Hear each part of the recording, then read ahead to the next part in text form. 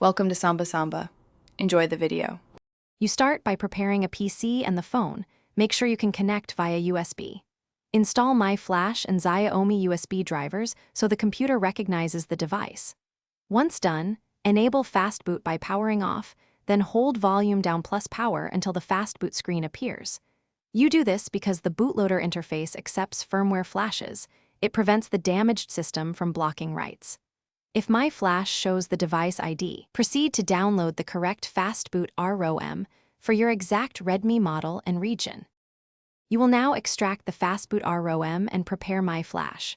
First, confirm the firmware matches your model to avoid bricking. Checksum verification saves time.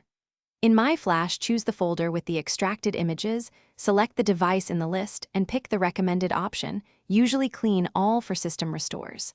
Click Flash and watch progress. Do not unplug the cable.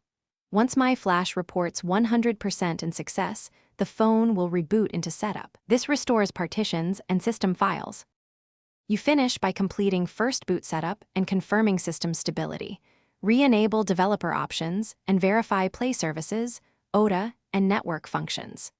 If the device boots into a loop, make sure you use the correct ROM and try reflashing with clean all and lock only if bootloader state allows it.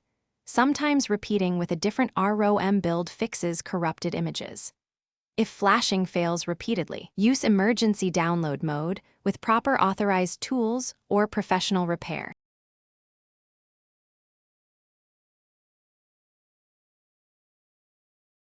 Thanks for watching.